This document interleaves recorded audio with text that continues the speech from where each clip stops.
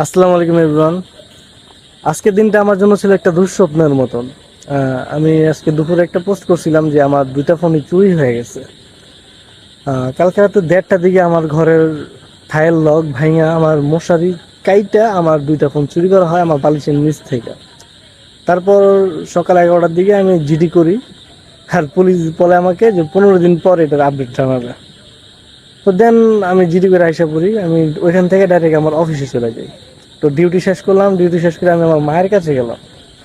মায়ের কাছে যাওয়ার পর আমি আমার মায়ের কাছ থেকে 5,000 টাকা ধার নিলাম একটা ফোন কেনার জন্য, বিকজ আমি জানি যে এগুলো ফোন পাইতে অনেক লেট হয়।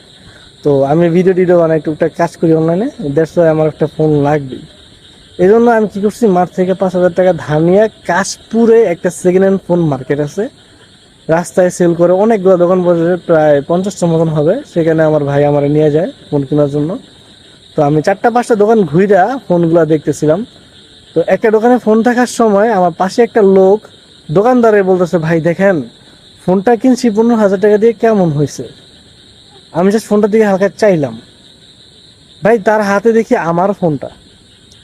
আমি ডাইনে বামে কোনো চাওয়া চাই নাই ভাই, ডাইরেক্ট আমার ফোনটা থাবা দিয়ে ধরছি, ধইরা আমি লক খোলার ট্রাই করতেছি। আমি সারাদিন আমার ওয়াইফের ফোনটা ইউজ করছিলাম, এই জন্য ওর পাসওয়ার্ডটা দিতে দিতে আমি আমার ফোনের পাসওয়ার্ডটাই প্রায় ভুলে গেছিলাম। আর ফিঙ্গারপ্রিন্ট কোনো কাজ করতেছিল না তখন, অনেকবার অ্যাটেম্পটের জন্য ফিঙ্গারপ্রিন্ট ডিজেবল হয়ে গেছিল। তো 3বার 4বার ইউজ মানে ট্রাই করার পরে 5th টাইম আই থিঙ্ক আমার হয়, আমি পাসওয়ার্ডটা সঠিক করে দিতে পারি। কিন্তু ওইখানে হচ্ছে চোর দিয়ে ভরা, মানে হচ্ছে সিন্ডিকেট দিয়ে ভরা ভাই।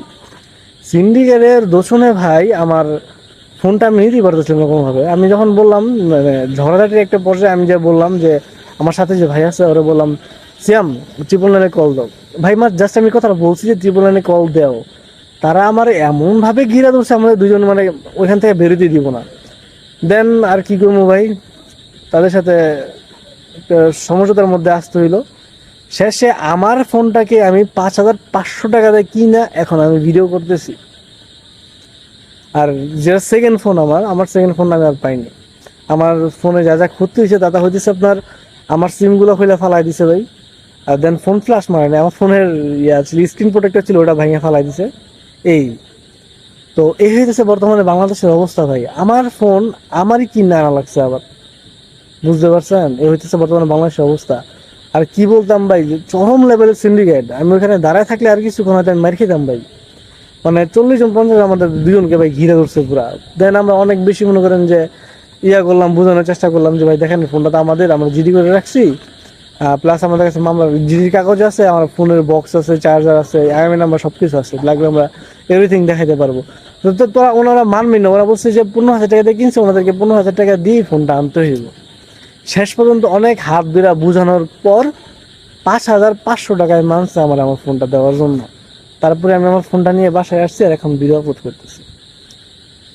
এই হচ্ছে আমাদের বাংলাদেশের অবস্থা, বুঝতে পারছেন ভাই? সবাই থাকেন ভাই, সবাই সাবধানে থাকবেন, নিজেদের ফোন সামলায় রাখবেন। আল্লাহ হাফেজ, আসসালামু আলাইকুম।